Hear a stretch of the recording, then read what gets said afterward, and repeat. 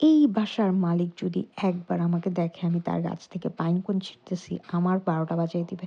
ভাই ১২টা বাজাক আর যাই করুক, আমার এই পাইন কোনগুলা লাগবেই। কারণ আমার মাথায় একটা আইডিয়া আসছে।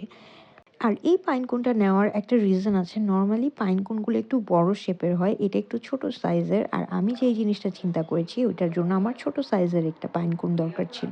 যদিও পাইন কোনটা কাটতে আমার অনেক কষ্ট হয়েছে, কেচি দিয়ে এটা কাটা যাচ্ছিল না। পরে আমি একটা জুয়েলারি মেকিং কাটার দিয়ে আমি ওইটাকে কেটে নিয়েছিলাম, একটু ছোট করে নিয়েছিলাম। কারণ আমি যে শেপটা দিতে চাচ্ছি ওইটার জন্য একটু ছোট সাইজের লাগবে। যদিও এটা কাটা অনেক টাফ ছিল, বাট তারপরেও যখন কাটার পর সুন্দর একটা জিনিস বানানো যায় আসলে তখন দেখতে ভালো লাগে।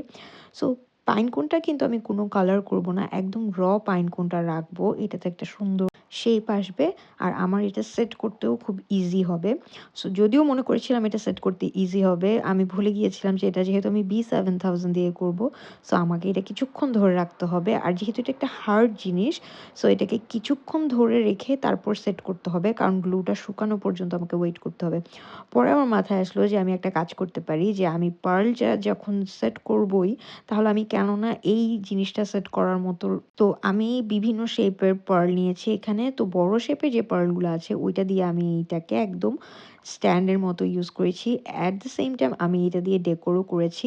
সো দুই পাশে আমি দুইটা দিয়েছি, তারপর ওই দুই পাশে তো সেট হয়ে গেছে, একদম সমান করে আমি পাইন কোনটা বসিয়েছি। এবার পরবর্তী যেই শেপগুলো আছে ওগুলো আমি দুই সাইডে দিয়ে দিয়েছি। সো চারপাশে বড় শেপের আমি পার্ল দিয়ে এটাকে সেট করেছি। তারপর যে আশেপাশের গ্যাপটা আছে ওইটাতে আমি একটু মাঝারি সাইজের, তারপর একটু ছোট সাইজের, তারপর অন্য একটা শেডের গ্রিন ইউজ করেছি। আর এইভাবেই আমি আমার পেন্ডেন্টটাকে ইমাজিন করেছিলাম। আর আমার মাথায় আরও কিছু জিনিস ঘুরছিল, কিন্তু একটা জিনিসে আসলে এত কিছু করলে যদি আমার পেন্ডেন্টটা নষ্ট হয়ে যায়, আমি সেই রিস্কই নিতে চাচ্ছিলাম না। আমার কাছে পেন্ডেন্টটা দেখতে ভীষণ ভালো লাগছিল। আর আমি ইচ্ছা করে এই ব্রাউন শেডটার সাথে কম্বিনেশনটা সুন্দর হওয়ার জন্য আসলে বেইজ কালার, তারপর লাইট গ্রিন, মিন্ট গ্রিন বলে এটাকে, আর এই ডার্ক গ্রিন, এই কালারগুলো ইউজ করেছি যাতে কম্বিনেশনটা খুব সুন্দর লাগে অ্যান্ড অলসো খুব স্মার্ট লাগে। আর এইটা আমি চাইলে যে কোনো চেইনের সাথে সুন্দরভাবে আমি এটা পরতে পারবো। আর যেহেতু আমি যে কালারগুলো ইউজ করেছি আমি চাইলে কন্ট্রাস্ট করেও পরতে পারবো, আবার চাইলে গ্রিন শেডের কোনো ড্রেসের সাথেও পরতে পারবো।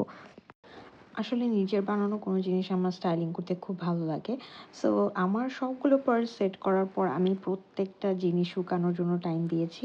আর এটা শুকানোর পর এতটাই সুন্দর লাগছিল। C how aesthetic it is and it's so so unique. এটা নিজের বানানো একটা জিনিস, সো দেখতে আসলে অন্যরকম ভালো লাগছিল। So here is the final look. Comment করো কেমন লেগেছে তোমাদের।